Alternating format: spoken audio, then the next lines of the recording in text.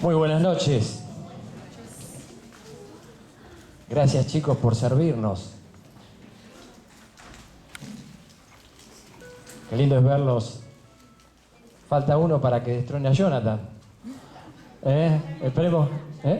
Viene en camino. Muy bien. Pero qué lindo que es verlo y nos hayan servido a esa edad. Ahora, como iglesia, necesitamos cuidarlos, porque no sea que pasen los años y ya no los veamos más. Necesitan crecer, necesitan afirmar sus vidas, y es nuestra tarea. Marcos decía que estaba contento de lo que había visto en el fin de semana de los distintos ministerios, y realmente tenemos que contarle una intimidad. Estas últimas semanas, entre los mensajes que nos hemos mandado en el equipo pastoral, muy entusiasmados y muy animados por ver cómo están trabajando los distintos ministerios y cómo se van desarrollando. ¿Faltan? Sí, faltan. Pero gracias por el corazón, gracias por el esfuerzo, gracias por el trabajo de servir a cada uno según la edad. Las mujeres, los jóvenes mayores, las reuniones, los grupos caseros, la célula que se juntan los jueves acá, adoración. Gracias porque por el esfuerzo de ustedes y el servicio realmente estamos disfrutando la iglesia. Oren porque necesitamos seguir creciendo, necesitamos estar alertas porque no ignoramos las maquinaciones de ¿quién? Del diablo. Necesitamos crecer, y para crecer yo tengo que estar firme. Entonces, así que sigan orando. Gracias a cada uno que pone sus manos a disposición para servirnos y para hacer de esto un equipo muy lindo, que va creciendo, que se va desarrollando. Estamos disfrutando. Necesitamos seguir creciendo. Canta al Señor. ¿Quién decía la canción? Toda la creación. Honra y poder sean a Él. Es el objetivo, es el motivo por el que cada uno y de lo que estamos compartiendo es por lo que nos movemos, por lo que hacemos el esfuerzo, porque queremos servir a otros, porque es el Rey, es quien se merece todo. Y recién la canción que nos cantaron los chicos es: me vengo a postrar, porque mi actitud delante del Rey, ¿qué tiene que ser? Postrarme.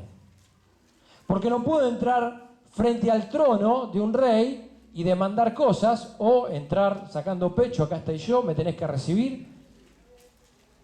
Es postrarme. Y necesito recordar este concepto porque cuando vamos a entrar ahora en Santiago, es esa idea, es estoy frente al Rey y todo lo que tengo que hacer es con un corazón postrado, sumiso, de rendición ante el Rey. Santiago es todo un libro que habla de fe en acción. ¿Qué es fe? Es mi depósito, mi confianza en aquel que yo digo que es Rey. Pero esa confianza se traslada a un actuar, a una acción. Yo tengo que actuar y poner en movimiento aquello que digo que creo. Entonces, Santiago, en esta carta que va a describir fe en acción. Hay que empezar a moverse. Porque ahí está el descubrimiento de una vida abundante, que es la que Dios dijo que Él nos dio. Contraria a que el diablo vino para matar, robar y destruir. Exactamente uno de los casos que vamos a ver en el pasaje que nos toca hoy. Paseamos, para aquellos que no saben, hace bastante tiempo comenzamos a pasear por todo el libro de Santiago. Y capítulo 1, vamos al libro de Santiago. Capítulo 1 comenzó el escritor diciendo: Santiago, el siervo de Dios, Señor Jesucristo, a las 12 tribus que están en la dispersión, salud. Describe a aquellos judíos que habían sido dispersos y que padecían persecución. No la estaban pasando nada bien. Y comienza a relatar de varias cosas en cuanto a la situación. Le va a hablar de que tienen que lograr una perfección, una madurez. Y empieza a hablar de las pruebas, que no me gustan, pero las tengo que pasar porque Dios quiere trabajar. Dice: ¿Cuál es la fe en acción? Tenés que tener sumo gozo cuando te halles en prueba. Porque ese Padre amoroso que estuvieron compartiendo está con tanta atención en mi persona que quiere trabajar y me quiere desarrollar como hijo. Me va a meter en pruebas porque necesita trabajar. ¿A causa de qué? A causa de su amor. Después habla de la tentación. Y ojo, porque el diablo nos va a tentar para que yo caiga en pecado. Entonces dice, no le eches la culpa a Dios o que la tentación fue mayor que lo que vos podés hacer, porque dice, Dios no tienta a nadie. Después sigue con, uno tiene que ser hacedor de la palabra. Dice, es bienaventurado, es totalmente feliz aquel que presta atención a la palabra y la pone en práctica.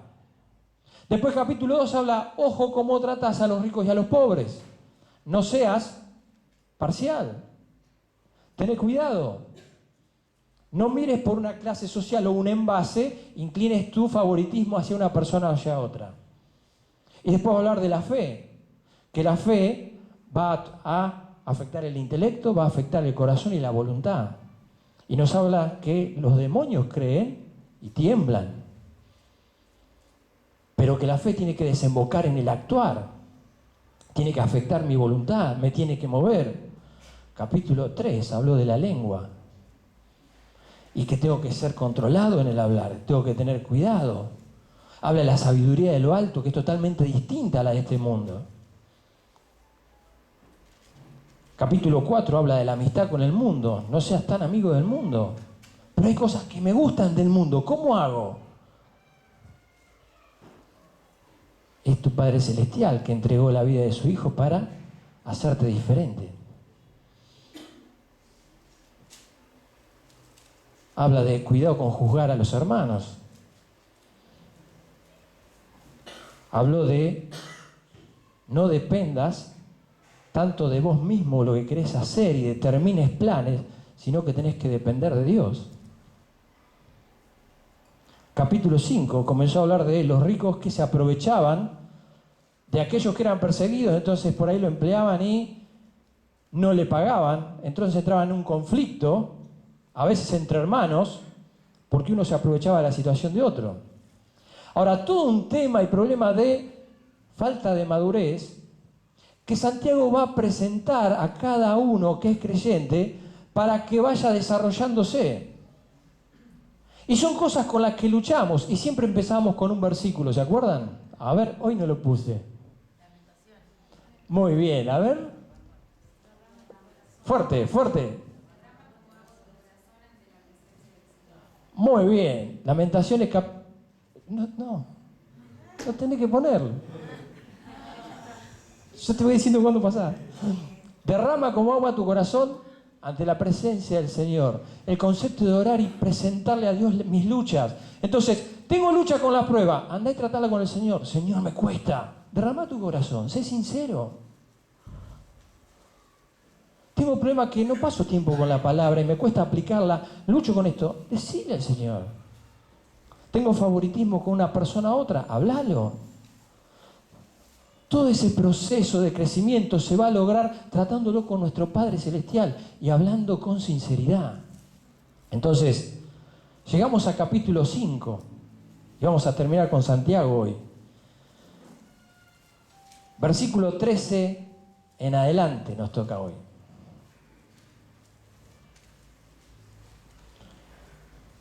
Dice, ¿está alguno entre vosotros afligido? Haga oración. ¿Está alguno alegre? Cante alabanzas. ¿Está alguno enfermo entre vosotros? Llame a los ancianos de la iglesia y oren por él, ungiéndole con aceite en el nombre del Señor. Y la oración de fe salvará al enfermo y el Señor lo levantará, y si hubiere cometido pecados le serán perdonados. Confesaos vuestras ofensas unos a otros y orad unos por otros, para que seáis sanados. La oración eficaz del justo puede mucho. Elías era un hombre sujeto a pasiones semejantes a las nuestras, y oró fervientemente para que no lloviese, y no llovió sobre la tierra por 3 años y 6 meses. Y otra vez oró, y el cielo dio lluvia, y la tierra produjo su fruto. Hermanos, si alguno de entre vosotros se ha extraviado de la verdad, y alguno le hace volver, Sepa que el que le haga volver al pecador del error de su camino, salvará de muerte un alma y cubrirá multitud de pecados. Oramos. Padre Celestial, te alabamos. Te alabamos porque estamos juntos como tus hijos, para exaltarte, para agradecerte, para honrarte, con un corazón postrado porque eres el Rey de Reyes y Señor de Señores. Aunque el mundo no lo quiera reconocer, se ría o no entienda, nosotros separamos este tiempo para juntarnos en adoración, en alabanza, en gratitud, porque sos lo mejor para nuestras vidas. Gracias al Señor como compartieron ese Padre Celestial tan amoroso, cuidadoso, que está en cada detalle. Gracias porque volcaste nuestro amor, tu amor hacia nuestras vidas y nos diste la oportunidad de ser tus hijos. Señor, bendecí tu palabra ahora. ¿Sabés lo que estamos necesitando? ¿Sabés lo que hay en nuestro corazón? Háblanos porque necesitamos aprender. En el nombre de Cristo Jesús. Amén.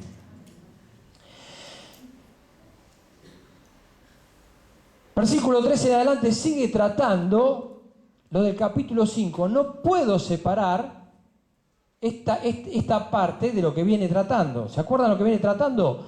Hablaba del conflicto entre ricos y pobres que se aprovechaban de la situación y a veces no pagaban.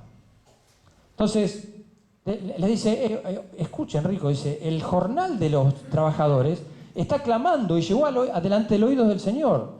Ahora, en medio de todo esto, había personas que se empezaban a quejar, que tenían distintas reacciones.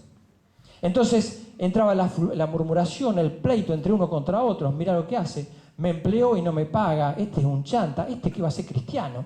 Y bueno, el otro, pero tengo que agarrar, no pagar, le pago entre 2 días, lo pongo a trabajar la plata mañana. Entonces hay actitudes entre estos hermanos que iban afectando uno a otro y comenzaban distintas discusiones, peleas, murmuraciones, pleitos. Entonces no puedo sacar todo este pasaje del contexto. Recuerden que es una carta. O sea, cuando nosotros recibimos una carta, o ahora ya no, pero antes cuando escribíamos una carta, íbamos relatando todo un tema, todo lo que iba pasando. No es que tiramos una cosa, lo separamos por distintos temas. Entonces, yo tengo que leer todo de continuo. Si bien el versículo 13 en adelante va hablando de ciertas cosas, no lo tengo que separar de lo anterior. ¿Estamos? Es algo que tengo que meter en el contexto que está hablando. Ahora, cuando uno llega a este pasaje, no sé si a ustedes les pasa, hay ciertos pasajes que por ahí son medios conflictivos. O hay cosas que no le cierran. Si se acuerdan, cuando vimos Panorama Bíblico, una de las cosas que insistíamos es tomar los versículos y los pasajes en la interpretación de todo el panorama de la Biblia. No me tiene que chocar un pasaje con el resto de la Biblia. ¿Por qué? Porque entonces hay algo que estoy interpretando mal. Entonces, acá hay algo que... Hay un cosquilleo, y yo desde hace un tiempo atrás, cuando hay algo que no me cierra, siempre uno viene un montón de cosas a los oídos de uno, de lo que le dijeron, lo que fueron enseñando, lo que fue aprendiendo. Ante esta situación yo agarro el pasaje y lo pongo aparte y comienzo a investigar. Porque uno recuerda un montón de cosas, de distintas cosas que le han dicho sobre un pasaje. Es más, hubo un tiempo en mi vida que sufrí mucho como creyente porque pensaba que había cosas que no había recibido de Dios y que estaban en la Biblia. Hasta que entendí que ya las tenía. Pero ¿qué pasaba? Me habían dicho que no las había tenido, no las había recibido. Entonces yo le pedí a Dios, Señor, yo quiero esto, soy tu hijo, quiero esto. Y Dios, aparentemente, hacía silencio, no me contestaba. Ahora, cuando fui a la Biblia y uno comenzó a analizar y vio que ya lo tenía, ¿conoceréis la verdad? Entonces, a partir de ese momento, como le repito varias veces a muchos de ustedes,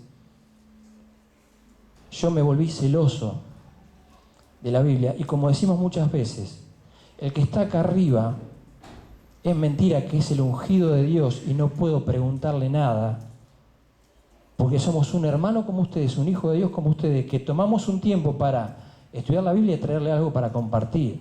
Entonces, si usted no está de acuerdo y va mirando y va analizando el contexto de las Escrituras y hay algo que no le cierra, puede venir a preguntarlo. No nos vamos a ofender. No es que uno viene acá y no le pueden cuestionar nada porque vengo de parte de Dios. Venimos de parte de Dios, hacemos un esfuerzo de tomar el tiempo de estudiar la Biblia y traer algo para compartir, para que sea de bendición. Pero si hay algo que no le termina de cerrar, tenga toda la libertad de venir a cualquiera de los que predicamos y preguntar por qué no está de acuerdo. ¿Se entiende? Entonces, yo tengo que entender que tengo que meter la Escritura en todo el contexto. Entonces, vamos a entrar en versículo 13. Ahora, la situación que ellos vivían era de una pelea entre hermanos. ¿Dios manda que nos peleemos entre hermanos? O sea, tanto el que empleaba y tenía que pagar el jornal como el que trabajaba, lo tenía que hacer un corazón de servicio. Ahora, si uno de los dos actuaba mal, habría que llamar la atención. Pero el otro lado tenía que actuar de la forma correcta. Ahora, empezaba a murmurar, el otro empezaba a criticar, lo llevaban a juicio, tenía los abogados acomodados para no pagar. Entonces había un conflicto que cada uno vivía y cada uno tenía una reacción distinta. Entonces, frente a esto que está escribiendo Santiago, fíjense versículo 8, tened también vosotros paciencia, afirmad vuestros corazones, porque la venida del Señor está cerca. Queda tranquilo porque el Señor va a tomar cartas en el asunto. Pero tengo que esperar hasta la venida del Señor para que esto se ponga en orden. No lo sé. Ahora, esa situación me podía llevar a un desgaste. Dice versículo 13, por esta situación, ¿está alguno afligido? Haga oración. Póngase a orar. Sí, ya sé. Pero hay que ponerse a orar. Esta situación me desanima, me hace dar manija, me desagrada, me angustia. ¿Qué tengo que hacer? Haga oración. Muchas veces, frente a una situación así, lo que hacemos es comenzar a llorar, a angustiarnos, a autocompadecernos. Yo soy la víctima, pobrecito. Y el Señor dice, hace oración. Es la herramienta que me dio, es el privilegio que tengo de ir y llevar delante del trono de la gracia lo que hay en mi corazón. ¿De qué forma? Ahora sí. Gracias, Pablito. Derrama como agua tu corazón ante la presencia del Señor. Tener sinceridad. Señor, no aguanto más a este tipo. Ya sé que es mi hermano, pero no lo aguanto. Tengo un dolor, una angustia. Trátalo con él. Es presentárselo a él. ¿Por qué? Porque es el Rey. Es el dueño, es mi Padre Celestial. Y no va a ser oído sordo. Pero él lo tengo que tratar en oración y es derramar en sinceridad. Yo estuve apartado hasta los 18 años. ¿Y saben cuál fue mi oración cuando volví al Señor? También, así como ustedes, me tomé un tiempo para ir a un lugar y todos decían, la vida cristiana es hermosa. Para mí era tan aburrido. Mi mamá me decía cada tanto, ¿leíste la Biblia? No. Me preguntaba tal vez una vez por mes y para mí parecía que era todos los días que me preguntaba. ¿Vas a ir a la escuela dominical este domingo? No, me quedo durmiendo. Qué plomo, pensaba. Y en ese lugar, en el hecho de entregar cosas, así como ustedes tiraron el fueguito, el papel, yo dije, Señor, acá está mi corazón. Me dicen que la vida cristiana es hermosa. Pero fui sincero. Hice eso, derramé. No es que sabía esto, ojo. Le dije, Señor, ¿sabes que para mí leer la Biblia es lo más aburrido que hay? Ahora, si esa vida cristiana que decís que hay es buena, yo la quiero vivir. Pero si no la vivo, me vuelvo para atrás. Parece que la encontré porque desde esa vez estoy acá, ¿no? No me aparté nunca más. Pero es sinceridad. Dios no se ofende, siempre lo digo, Dios no se ofende porque plantee mi necesidad. O papá y mamá se ofenden cuando vas a plantearle algo y estás con preocupación y estás angustiado y tal vez cosas que te enojen de ellos. ¿Te escuchan? ¿Te hacen entender? O a veces no te hacen entender porque no entendés, pero sí te abrazan. Y un abrazo de papá o mamá es fantástico, ¿no? Pero yo tengo que tener esta sinceridad. Derrama, contale. Decide todo lo que tenés. Vamos a ver los otros versículos. Mateo 6:6. Mas tú cuando ores, entra en tu aposento y cerrada la puerta, ora a tu Padre que está en secreto. Y tu Padre que ve en secreto te recompensará en público. Pero, orando, no uses vanas repeticiones como los gentiles. Piensan que por la palabrería van a ser oídos. Sé fresco. Sé transparente. Vomita toda la bronca que tengas. Contá de las cosas que te agradan. Derramá el corazón, desparramáselo. No tomes la formalidad de una oración. Habla. ¿Qué es orar? Hablar. Dialogá con el Señor, contá, sacá. Así como vas corriendo a tu mejor amigo a contarle secretos o cosas que te pasaron, andá en confianza y contá. Ese es el trato que tengo que usar con la aflicción. Dice, haga oración. Ahora, dice, tu Padre que está en los secretos te va a recompensar. Él te va a escuchar. El tema es que yo tengo que estar dispuesto a recibir la respuesta que tenga.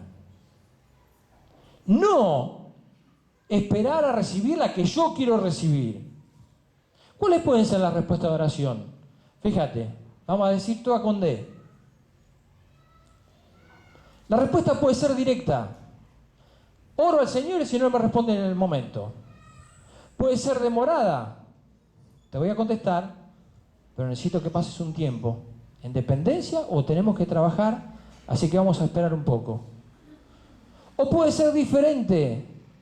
No, te voy a responder, pero no de la forma que querés, sino algo similar, porque necesito darte otra cosa. O puede ser denegada.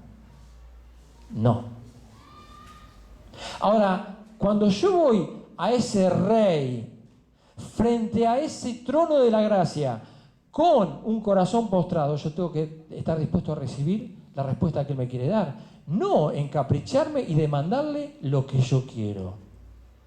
Es Señor. Entonces, en medio de esa aflicción, yo tengo que ir y presentarle y decir, Señor, ¿qué vas a responder? Porque en capítulo 1 empezó hablando de las pruebas y dice que cuando estás pasando por pruebas, Él tiene que trabajar y dice, pero pida sabiduría para saber comprender y para que todo termine ¿qué? Siendo para la gloria de Él. Pida sabiduría a entender la situación. ¿Para qué? Para que yo pueda glorificarle. Entonces, Santiago dice, ¿está alguno entre vosotros afligido? ¿Está padeciendo? ¿Está sufriendo? Haga oración. Ahora sigue, ¿está alguno alegre? Escúchame, con el conflicto, Santiago, con el conflicto que estaban viviendo, ¿alguno puede estar alegre? Sí, porque hay personas que hacen la diferencia. Y a pesar de la situación,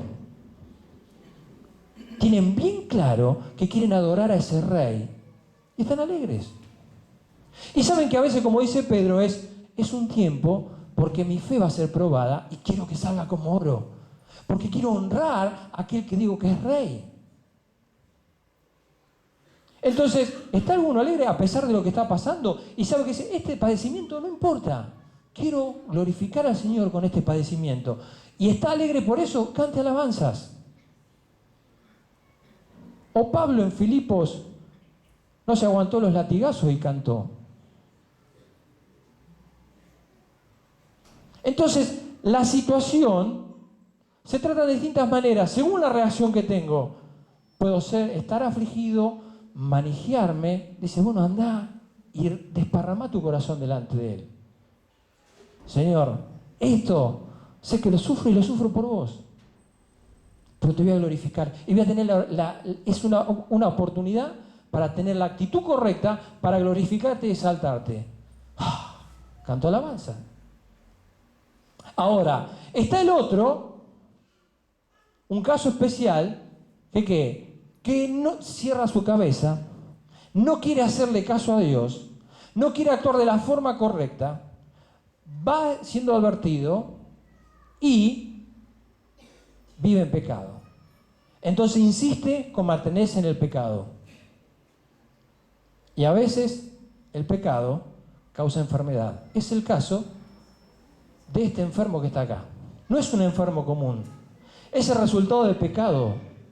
Porque el término no es el término que se usa, no es para una enfermedad común, sino para estar un débil, un agotado, exhausto, no solo físicamente, sino interiormente. Dice versículo 14, ¿está algún enfermo entre vosotros?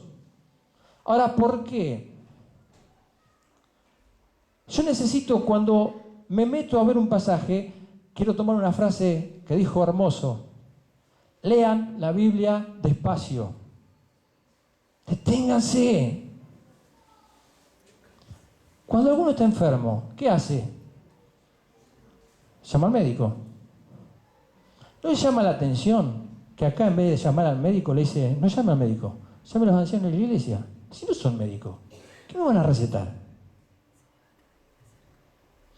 Otra cosa, no llaman a alguien que sane. ¿Tendría que venir alguien con don de sanidad? Tampoco lo llama. No. Esto se tiene que tratar con los ancianos de la iglesia. ¿Saben por qué? Porque es resultado de pecado. Y no es que hay que tratar la enfermedad acá. Acá hay que tratar el pecado. Porque insiste, está en desobediencia y está empecinado en seguir en su situación. Entonces, no hay que llamar a un sanador, no hay que llamar a un médico, hay que llamar a los líderes de la iglesia porque hay que tratar el caso de este hombre. Que está empecinado en persistir en su posición.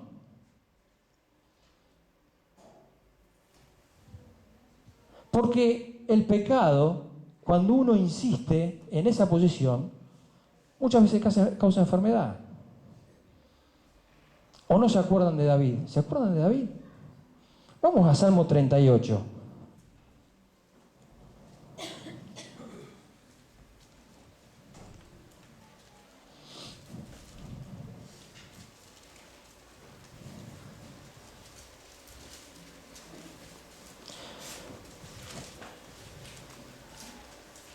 David en Salmo 38 y en otros salmos también, 32, en 51, hace una descripción de las consecuencias del pecado en su cuerpo, en su interior. Y acá en el 38 vamos a detenernos, dice versículo 1. Jehová, no me reprendas en tu furor, ni me castigues en tu ira. Tus saetas cayeron sobre mí, y sobre mí ha descendido tu mano. Hebreos capítulo 12, ¿se acuerdan? No menosprecies, ¿qué? La disciplina del Señor. Porque el Señor, al que ama, castiga al que tiene por hijo. Entonces, versículo 3. No hay nada sano en mi carne a causa de ¿qué? De tu ira. Ni paz en mis huesos a causa de mi pecado. No tiene paz. Hay una turbación en su interior que no tiene paz. Versículo 4. Porque mis iniquidades se han agravado sobre mi cabeza, como carga pesada se han agravado sobre mí. Mi cabeza da vuelta, mi conciencia me carcome. Versículo 5. Hieden y supuran mis llagas a causa de mi locura. Tiene un desvarío. Versículo 6. Estoy encorvado, estoy humillado en gran manera, ando enlutado todo el día. Estoy lleno de tristeza. Versículo 7. Porque mis lomos están llenos de ardor y nada hay sano en mi carne. Hay problemas físicos. Versículo 8. Estoy debilitado y molido en gran manera. Gimo a causa de la conmoción de mi corazón. Hay un corazón conmovido. O sea, es una situación desgastante. Versículo 10. Mi corazón está acongojado, me ha dejado mi vigor y aún la luz de mis ojos me falta. Ya no tengo nada de fuerza, estoy totalmente desanimado. Versículo 11. Mis amigos y mis compañeros se mantienen lejos de mi plaga y mis cercanos se han alejado. Totalmente solo. Versículo 12. Los que buscan mi vida arman lazo y los que procuran mi mal hablan iniquidades y meditan fraude todo el día. Estoy totalmente preocupado. ¿Qué es lo que va a pasar?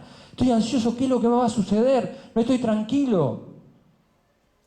Versículos 13 y 14. Mas yo como si fuera sordo no oigo y como mudo que no abre la boca.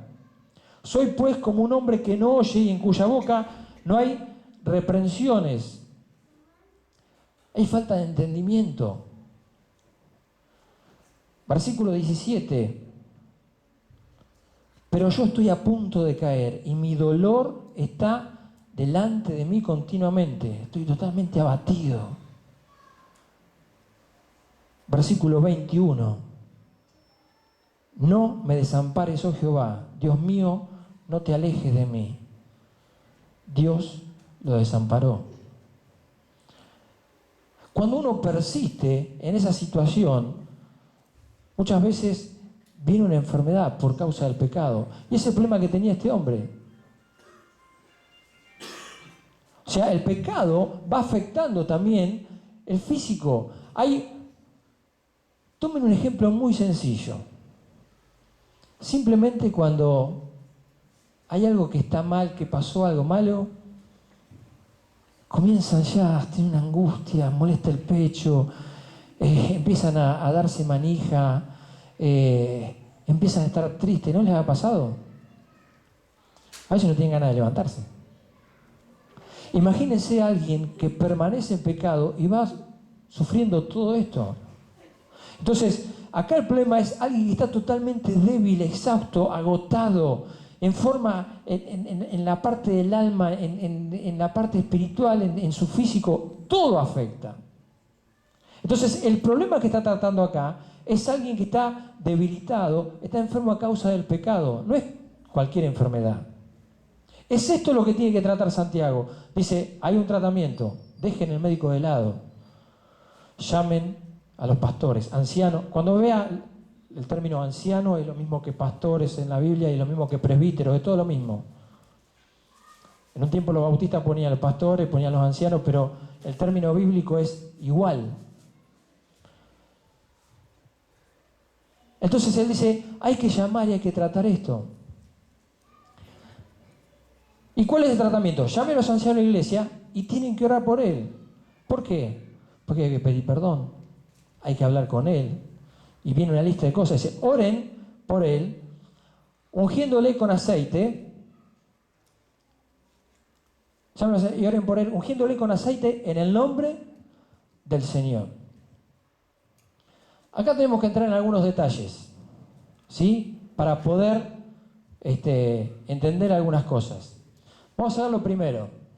Vamos a ver beneficio de la oración. ¿Por qué tengo que orar? Me hace esperar en primera medida. ¿Saben qué me detienen? Porque no puedo orar y actuar, no puedo hacer las dos cosas al mismo tiempo. Entonces, ya con el ponerme a orar, me hace esperar para arrancar. ¿Sí? Aclara mi visión, comienzo a orar y la cabeza empieza a relajarse un poco y empiezo a ver un poco más las cosas como Dios las ve. Tranquiliza mi corazón, estoy acelerado y cuando comienzo a derramar mi corazón, empiezo ya a contarle a Él y ya las pulsaciones se calman y es otra cosa. Activa mi fe porque me incita a confiar en Él y no tanto en mis decisiones y en mí. Bien. ¿En qué detalle tenemos que entrar? Primero. Otra cosa. Ahí me olvidaba otro versículo. Recuerden que 1 Corintios, el estar enfermo acá es el mismo concepto de 1 Corintios 11. ¿Se acuerdan de la Santa Cena? ¿Qué pasa con el que toma la cena indignamente? ¿Quién es el que toma la cena indignamente? Es aquel que menosprecia el cuerpo de Cristo. De paso hago un paréntesis. Es antibíblico estar en una Santa Cena, aquellos que son miembros de iglesias, y decir, no me siento bien, no la tomo. Eso es antibíblico. Porque lo que le estoy diciendo es, Señor, estoy mal y no quiero cambiar. Cuando tengo que decir, Señor, voy a participar porque sé que estoy mal, pero voy a empezar a actuar y voy a cambiar. Porque el versículo dice, examínese cada uno, coma así del pan, beba de la copa y después arregle. Ahora, los que tomaban la cena indignamente, había conflicto entre ellos y dicen, ¿sabe qué? Por lo cual hay muchos enfermos a causa de tomar la cena indignamente. Están permaneciendo en pecado. El resultado de eso es que muchos fueron enfermos, están debilitados entre vosotros y muchos duermen, muchos murieron. El tema es que cuando uno persiste en esa actitud puede llegar a la muerte, que Santiago lo habla a lo último. Entonces, acá hay un problema de alguien, de una enfermedad por pecado. Entonces dice, ¿cómo lo tengo que tratar? Tiene que llamar a los líderes de la iglesia, tiene que llamar a los pastores, tienen que ir allá y hacer lo siguiente. Primera cosa que tengo que tener en cuenta es, ahora sí, la siguiente. El aceite. Dice, tienen que usar aceite. Ahora, no era cualquier aceite.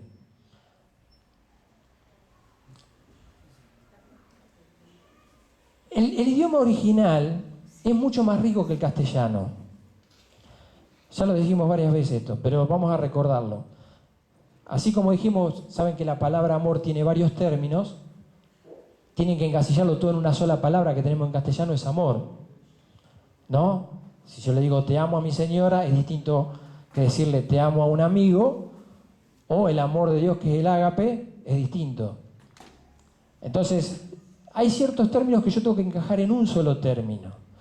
Por ejemplo, cuando Juan y Pedro van corriendo a la tumba, dice, llegó Juan primero y vio la tumba vacía, dice, luego Pedro entró y vio los lienzos, y después Juan entró y entendió, vio y entendió. O sea, nosotros en el relato tenemos ver, pero el original tiene 3 palabras distintas para ver, porque hace referencia a algo específico. ¿Está? Entonces, lo primero que tenemos que tener en cuenta es aceite. El aceite es el ayón. No es que tienen que ir a una estación de servicio YPF, comprar, ir con el aceite YPF a untar a los enfermos. Era el aceite de oliva virgen. Ni siquiera había empezado el proceso, porque el proceso que le hacen es le empiezan a aplicar calor. No le tenían que aplicar calor. Ni tampoco el otro aceite que era de menor calidad. No, era ese aceite que tenían que usar. Entonces, dice, tienen que ungirlo con ese aceite. ¿Por qué? Porque en los tiempos bíblicos, y aún ahora, el aceite era considerado medicinal también. Vamos a ver. Isaías 1:6. Desde la planta del pie hasta la cabeza no hay en él cosa sana, sino herida, hinchazón y podrida llaga. No están curadas, ni vendadas, ni suavizadas con aceite. ¿Se acuerdan la parábola del samaritano? Lucas 10:34 dice, y acercándose vendó sus heridas, echándoles aceite y vino. El vino también es bueno para las heridas. Alguno que quiera aprovechar. Y poniéndole en su cabalgadura, lo llevó al mesón y cuidó de él. ¿Por qué? Porque ese aceite tiene ciertas particularidades que es bueno para las heridas. Lo usan también como parte de la medicina. Entonces, este es el aceite que usan. No era cualquier aceite. Seguimos. Ungir. 2 palabras que necesitamos ver para ungir. Una es crío. Tiene un sentido limitado, queda confinado a unciones sagradas y simbólicas. ¿Sí? Es aquel ungimiento que se hace en los ritos o en forma simbólica. Aleifo es un término general para una unción de cualquier clase, sea para refrigerio físico después de lavarse o de los enfermos. ¿Se usa el aceite para qué? Para después de bañarse. Se lo frotaban, se lo pasaban, porque hace tanto calor allá que para los árabes del sur, por ejemplo, se untan con aceite porque cierra los poros y se protegen así del sol y no reciben tanto agotamiento por lo que el sol produce. ¿Está? Entonces, una es para el ungimiento ceremonial o simbólico, el otro es para los enfermos o lavarse. Vamos a la próxima. La palabra que usa acá Santiago es aleifo, no es crío, no es el ungimiento simbólico, es un término general para cualquier clase, para untar a los enfermos o lavarse. Y un detalle más, fíjate, aleites es esa palabra que viene de aleifo, y aleite significa masajista. Entonces el ungir es untar, no es una unción, un poquito de aceite representativo, porque tampoco usa la palabra crío para decir es un símbolo.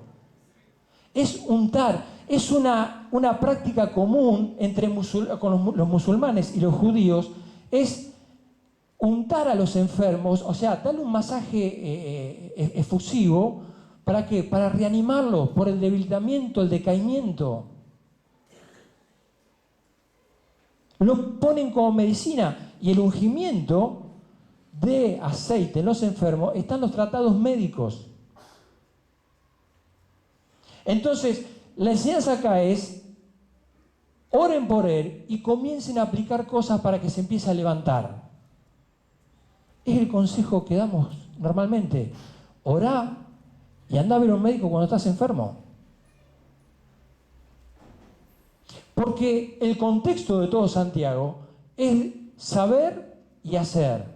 Es orar y hacer. Porque nosotros por ahí le erramos.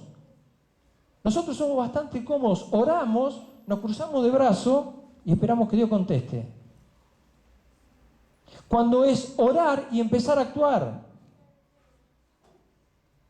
Porque si comienzo a orar, como recién, por alguien que necesita trabajo, tengo que orar y agarrar los currículums y salir a la calle y en fe decir, bueno, empiezo a repartir porque el Señor va a proveer. Si tengo un problema de salud es orar y digo, Señor, voy a depender de vos, pero comienzo a buscar médicos que me comiencen a tratar. Ahora, si Dios dice, listo, perfecto, vos haces tu parte, pero te quiero sorprender y quiero sanarte de una forma sobrenatural, Él lo va a hacer. ¿Está limitado? No. Pero siempre quiere que yo sea responsable en fe de que comience a andar. No tengo que quedarme sentado. Yo tengo que orar y comenzar a actuar. Pero siempre mi actitud es, oro, demando lo que yo quiero y espero que el Señor me conteste. Eso es inmadurez.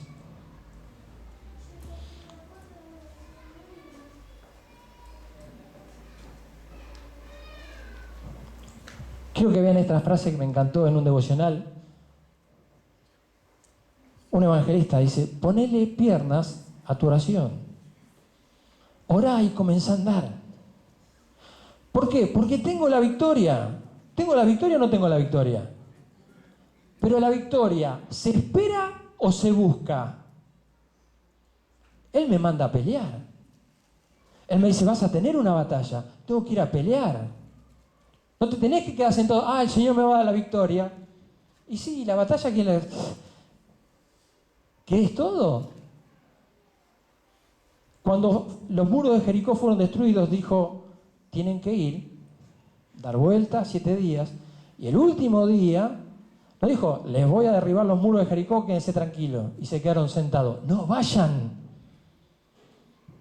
Y en todas las peleas que él le prometió la victoria, tuvieron que ir. y Dios es así, quiere que yo vaya y actúe, comience a orar, no deje de depender de Él y comience a actuar. Ponele piernas a tu oración. Versículo, vamos a acelerar un poquito porque estamos con el tiempo. Versículo 15, y la oración de fe salvará al enfermo y el Señor lo levantará y si hubiere cometido pecados le serán perdonados. Otra versión dice, la oración que se ofrece en fe es voy al rey, me postro delante de él, comienzo a contarle y digo, Señor, acá estoy luchando con esto, pero confío en vos. ¿Qué tengo que hacer? ¿Qué es lo que tengo que hacer? ¿Cuál es esta oración de fe? Es que van a orar, los pastores de la iglesia van a orar porque saben cómo tienen que tratar, porque es el mandato de Dios que tienen que cumplir, y vienen, Señor, acá estamos, obedeciéndote, necesitamos depender de vos, sabemos cómo tenemos que tratar esto, van a hablar, viene la confesión de pecado, piden perdón, confiesan pecados, oran, y Dios lo ungen con aceite, y Dios comienza a restaurar.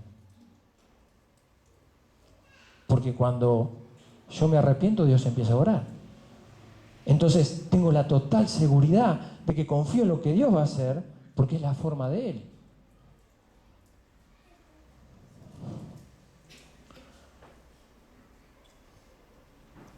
La oración de fe es, como dice Pedro, orar, como dice Judas, perdón, orar en el Espíritu Santo. Es el Espíritu Santo que me enseña a orar y me guía a cómo orar. ¿Qué es orar en el Espíritu Santo? ¿Es ser ferviente? ¿Ser entusiasta en la oración? No, es orar de acuerdo a la voluntad de Dios. Es entender qué es lo que Dios quiere y ponerme en sintonía con Él y orar de acuerdo a lo que Él quiere. Eso es orar en el Espíritu. ¿Por qué? Porque Él me enseña y me hace recordar, poneme el otro versículo, Él me hace recordar qué es lo que Dios dice. Juan 16:13. En este capítulo, ¿se acuerdan cuando Jesús le dice, es necesario que yo me vaya para que Él venga?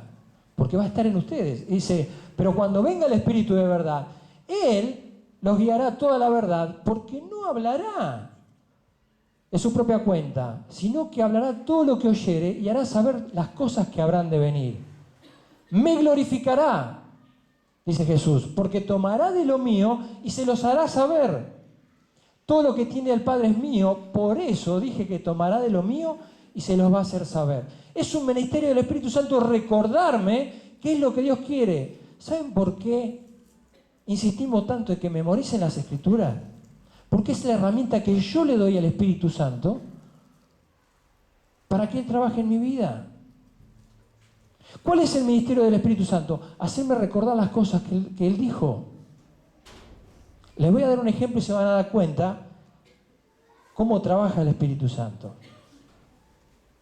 ¿Cuántas veces le ha pasado que le ha empezado a predicar a alguien o ha empezado a hablar, a aconsejar a alguien y después termina diciendo, no sé de dónde saqué tantas palabras, no sé de dónde saqué tantos versículos? ¿Le ha pasado? El Espíritu Santo hace eso.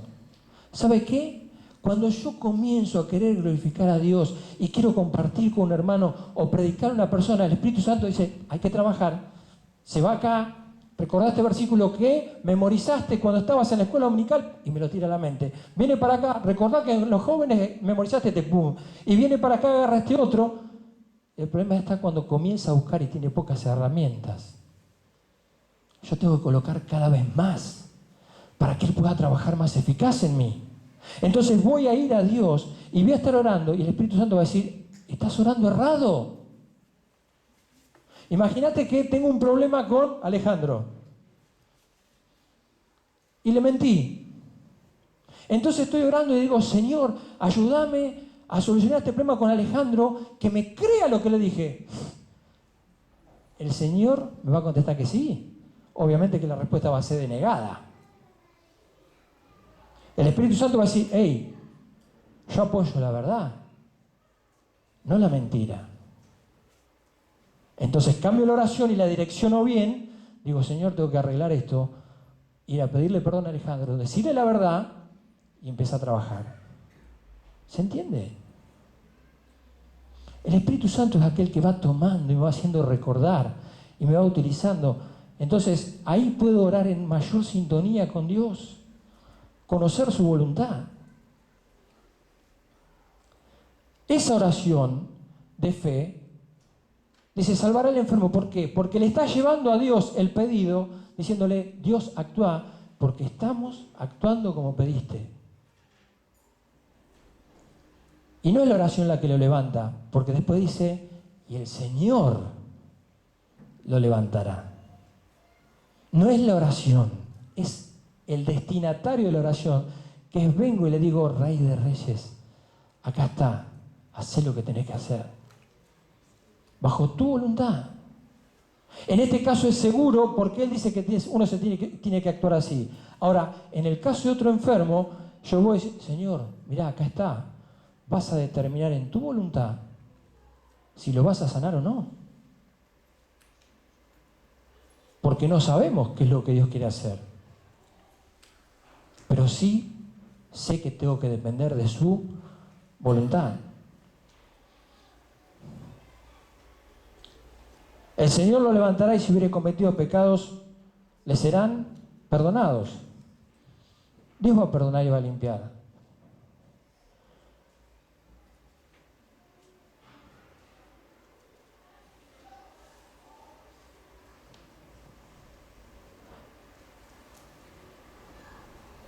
Confesad, versículo 16, confesad vuestras ofensas unos a otros y orad unos por otros para que sean sanados. La oración eficaz del justo puede mucho. Recuerden que estaba el pleito entre hermanos acá. Confiesen. El que ofendió tiene que pedir perdón. Tiene que ser una práctica continua. Confiesen unos a otros. Porque hay que solucionar las cosas. Ahora, paréntesis aparte. A ver.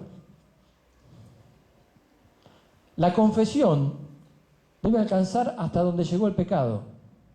Es decir, si yo tuve, como recién, problema con Alejandro y tengo problema con Daniel y yo soy el problema, si me arrepiento y voy a pedir perdón, tengo que agarrar, ir a Alejandro, ir a Daniel. A veces queremos tener actitudes maduras y ¿qué hacemos? Poneme la otra. Agarro, me paro en la iglesia y digo, hermano, yo quiero pedir perdón porque ofendí a Daniel y ofendí a Alejandro. No, porque puedo provocar a hacerte tropezar. Porque cada uno de ustedes puede decir, uy, ¿qué le habrá hecho? Y empieza, está el chismoso que dice, che, Daniel, ¿qué te lo digo? No sabes lo que me hizo. Bueno, no importa, lo que me hizo fue una pavadita, pero ya lo perdoné. No, o sea, la confesión tiene que llegar hasta donde llegó el pecado. A ellos dos y nada más. Entonces, esto es algo que también se tiene que tener cuidado. Vamos a seguir. Juan 15, 7. Fíjense. Si permanecéis en mí, que es el justo, y mis palabras permanecen en vosotros, es eficaz. Pedid todo lo que quieras y será hecho. La oración puede mucho. Por ese versículo 16, la oración eficaz del justo puede mucho. De aquel que es justo, de aquel... Claro, ¿qué pasaba? Este no podía orar porque estaba en pecado. Una de las bienaventuranzas en Mateo capítulo 5 dice, bienaventurados los de limpios corazón, porque ellos verán a Dios. No está hablando de salvación, está hablando de mi relación con Dios y la manifestación de Dios hacia la vida de uno, a que Dios responda a oraciones. Tengo que tener un corazón limpio, tiene que haber una constancia, como cuando el Señor quiso lavar los pies de Pedro, dice, no me vas a lavar, no, necesitas que te lave. Necesitas esa limpieza constante, el andar en santidad. ¿Por qué? Porque es una condición para que Dios escuche mi oración. Porque Proverbios 28, 9 dice que el que no obedece a Dios, la oración de uno es una ofensa a Dios. Dios no la escucha. Entonces, Yo tengo que tener una vida que vaya motivando a Dios a prestarme atención. La oración eficaz del justo puede mucho. Y Juan 15 dice, si permaneces en mí, estás firme, vas creciendo, vas viendo separado, entonces sí. Y mis palabras permanecen en vosotros, es eficaz porque voy a saber cómo pedir. ¿Por qué puede mucho? Porque lo que me vas a pedir estoy de acuerdo y voy a contestar. Y da el ejemplo de Elías, versículos 17 y 18, rápidamente. Elías era hombre sujeto a pasiones semejantes a las nuestras y oró fervientemente para que no lloviese, y no llovió sobre la tierra por 3 años y 6 meses. Y otra vez oró, y el cielo dio lluvia, y la tierra produjo su fruto. Da el ejemplo de Elías, en 1 Reyes capítulo 18. Es un ejemplo de la oración de Elías. Pero capítulo 18, versículo 1, Dios le dice, Elías, yo voy a hacer llover. Entonces después en un momento Elías va y dice, bueno, se pone a orar porque ya había un acuerdo. Dios le había comunicado, era un profeta, le había comunicado el plan. Entonces Elías lo que hace es ir y orar por lo que Dios le había dicho. Se puso de acuerdo con él y llevó a cabo el plan que Dios había determinado. Eso es una oración eficaz. Y dice, tenemos un gran ejemplo en Elías. Dice, pero Elías no era un Superman. Era alguien como vos y yo, con defectos. Estuvo cansado cuando peleó, cuando discutió con Jezabel. Fue y mató a los 450 profetas de Baal. O sea, estuvo exhausto. Fue y se metió en la cueva, que ya no daba más, desanimado. Entonces tenía sus conflictos, como vos y yo. Pero sin embargo dependía de Dios y logró cosas por depender de Él. Entonces, no hay motivo para que yo me desanime en cómo vivo, cómo soy, cuando sé que puedo mirar hacia adelante y puedo avanzar. Y tratar las cosas como Dios pide que la tratemos.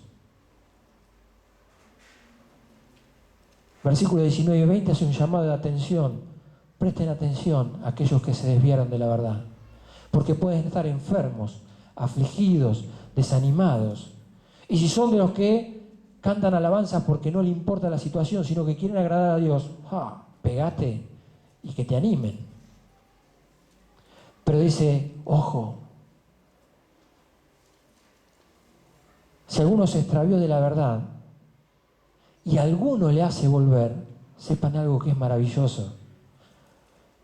El que le hace volver al pecador del error va a evitar tal vez la muerte de una persona. Porque si persiste en pecar, muchas veces la consecuencia es que termina en muerte. O también en inoperancia, porque no produce frutos. Dice, y va a cubrir un montón de pecados, porque cuando Él vuelva, ya va a dejar de pecar. Y las consecuencias que eso acarrea. El prestar atención a personas apartadas y tratar de hacerlas volver, siempre y cuando quieran. Porque uno va a intentar, pero cuando cierran las puertas y dicen, no, no me interesa, listo. Es también un gran ministerio.